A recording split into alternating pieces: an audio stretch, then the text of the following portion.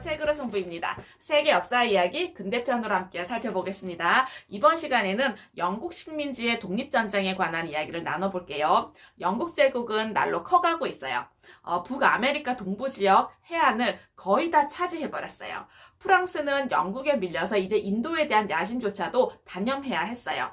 앤 여왕이 다스리는 동안에는요, 스코틀랜드, 웨일스가 연합법에 따라서 잉글랜드와 합쳐졌어요. 그러니까 영국 사람들을 잉글리쉬라고 부르지 않고 이제는 브리티쉬라고 부르게 된 거예요.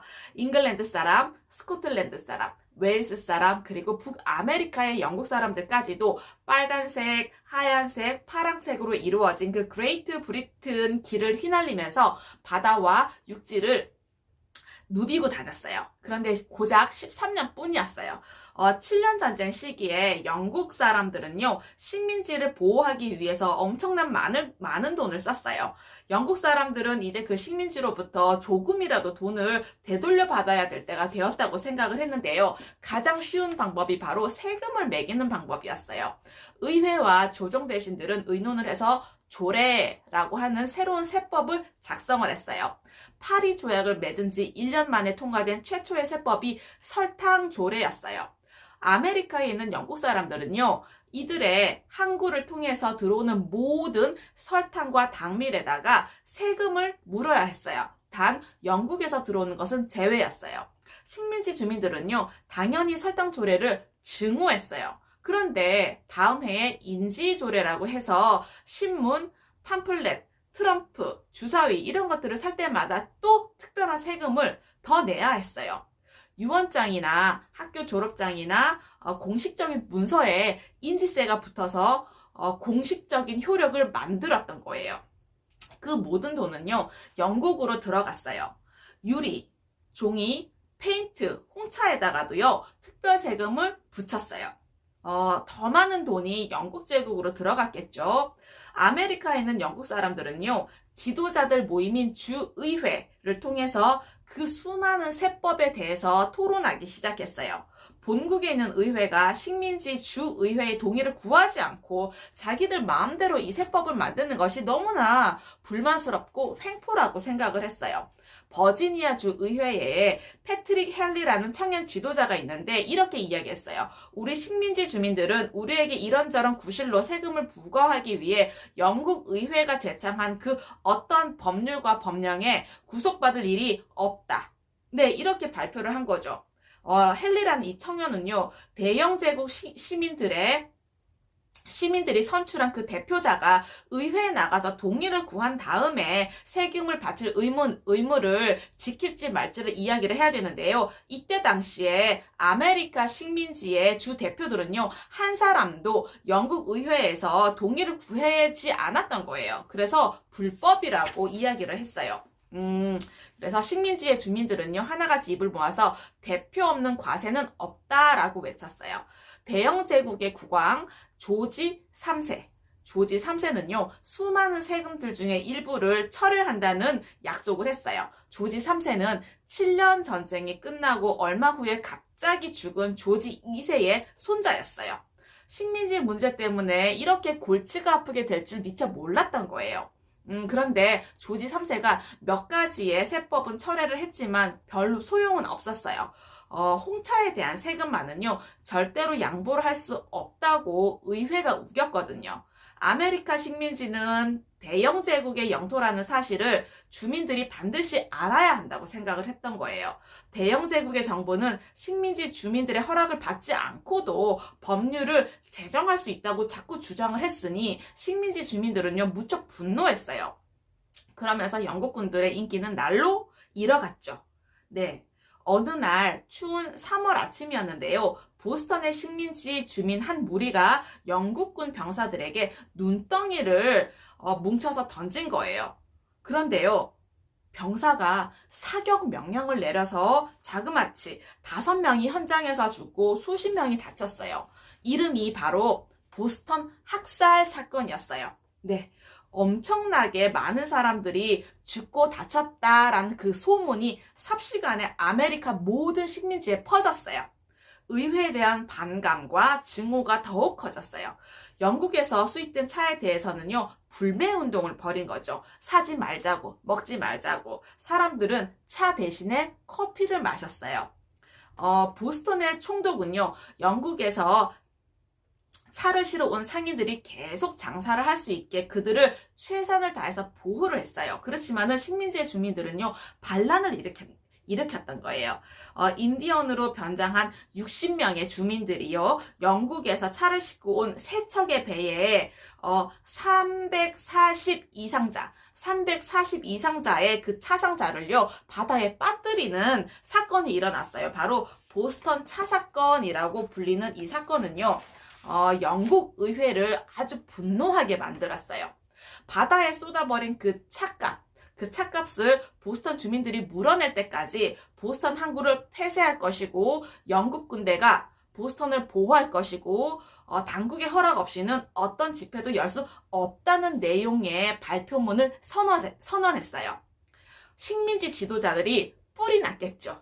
네, 필라델피아에 모여서 대규모 집회를 열었어요. 바로 제1차 대륙의회라고 해요. 이 집회에는요, 패트릭 헨리라는 그 청년도 있고 워싱턴이라는 사람도 있었어요. 대륙회의는요, 청원서를 작성을 해서 조지 3세와 의회 앞으로 보내는데 바로 이런 이야기였어요.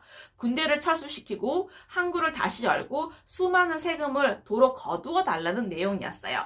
식민지 주민들은 이제부터 그들이 승인하지 않은 채 통과된 법률은 지키지 않을 것이라고 선언을 했고요. 마침내 식민지들은 서로 똘똘 뭉쳐서 힘을 보이기 위해서 애를 썼어요. 이렇게 주장한 거죠. 자유를 달라. 아니면 죽음을 달라. 네. 영국 사람들은 평화를 지키기 위해서 전쟁 준비를 했어요. 그리고 식민지에서도 마찬가지였어요. 매사추세츠주의 렉싱턴과 보스턴, 그 다음에 뉴햄프셔주의 콩고드시 교회에서는요, 젊은이들이 총검술을 훈련하고 있었어요. 4월의 어느 날 영국군 한 부대가요, 어둠 속에서 보스턴을 출발을 했는데 밤새 행군해서 보스턴을 공격하고 무기를 모두 빼앗을 생각이었어요. 폴 리브르라는 청년과 윌리엄 도스라는 두 명의 청년이 영국군보다 더 먼저 콩고드에 도착을 해서 이 사실을 알려주었어요. 영국군이 렉싱턴에 도착을 했을 때는요, 이미 미국 독립전쟁이 시작이 되었어요. 두 번째 대륙회의가 열리고 워싱턴이라는 사람이 식민지 군대의 총사령관이 되었어요. 워싱턴은요, 훈련되지 않은 민병대원과 지원병들을 데리고 영국군과 맞서 싸우기 위해서 준비를 했어요. 사실은 무기도 부족하고 식량도 부족하고 준비되어 있지 않았기 때문에 무척 난감한 상황이었는데요. 그럼에도 군대가 머물 장소를 만들고 그들을 훈련시켰어요. 그러면서 최초의 대규모 전투가 벌어졌어요. 3번의 접전 끝에 아메리카 군대가 패배를 한 거예요. 그런데 영국군이 잃어버린 병사들의 수가 훨씬 더 많았기 때문에 그 사실에서 아메리카 군대는요, 용기를 얻을 수가 있었어요. 영국으로부터 독립을 얻어내기 위해서는요, 전쟁이 일어나야 한다고 사람들은 많이 생각하게 되었어요. 이런 이유였어요. 아메리카 사람들이 영국으로 완전히 떨어져야 하고 그 이유를 온 세상 사람들이 알아야 하는데, 만약에 그렇게 되지 않으면 영국 사람들은 이 아메리카 식민지의 사람들을 일개 반란의 무리로 취급할 것이라고 말했던 거예요. 최초로요, 로드 아일랜드 식민지가 영국으로부터 독립을 선언했어요. 그리고 나서 필라델피아의 대륙회의가 소집이 되어서 그들이 주라고 부르는 식민지들이 힘을 합쳐서 새로운 나라를 세워야 할 분명한 이유를 작성을 했어요. 1776년 7월 4일에 대륙의회는요, 독립선언문을 발표했어요. 이런 이야기예요. 인류가 걸어온 발자취를 더듬어 보건대 한 인간 집단이 그들을 다른 집단에게 속박하게 했던 모든 정치적인 유대를 끊어버리고 자연의 질서와 신의 법이 허락한 독립과 평등의 지위를 가진 또 하나의 집단으로 일어서야 할 때에는 그들의 독립을 재촉하는 대의명분을 분명하게 드러내는 것이 인류의 숭고한 정신을 엄숙하고 깨끗하게 존중하는 것이 된다. 네, 이런 내용이었어요. 그래서 모든 식민지들은 이제 자유롭고 독립된 주의이고 당연히 그렇게 되어야 한다라고 결론을 맺어요. 영국은요, 3만 명의 군대를 뉴욕으로 보내서 워싱턴의 군대를 공격했어요. 아메리카 군대는 잇따라 패배를 하고 후퇴를 했는데요. 이런 생각을 했어요. 워싱턴은요, 아메리카 군대와 영국군이 정면으로 맞부딪혔을 때 승리하기 어렵다고 생각을 했어요. 그래서 기습 공격을 하기로 결심을 했는데요. 그런데다가 물결의 흐름이 바뀐 거예요. 프랑스가 오랜 원수인 영국과 싸우고 싶어 했어요. 그러다 보니까 아메리카 식민지 군대와 합세를 했어요. 거기에다가 네덜란드와 스페인까지도 아메리카 식민지 군대에 가담을 한 거예요. 영국은 점점 힘이 빠지기 시작을 했어요. 그러고 아메리카의 식민지들 때문에 국고의 돈이 부족해지기 시작을 했던 거예요. 영국의 사령관인 콘월러스 경은요, 무기를 버리는 수밖에 없다고 판단을 했어요. 그리고 영국군은 항복하게 되었습니다.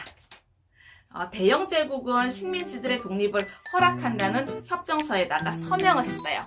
그리고 아메리카 사람들은 이제 더 이상 식민지의 주민이 아니라 새로운 한 나라의 국민이 될 수가 있었습니다. 네, 어떠셨나요? 과거의 지혜와 지식을 통해서 현재와 미래의 삶이 좀 더 의미 있고 풍성해지시길 기원합니다. 감사합니다.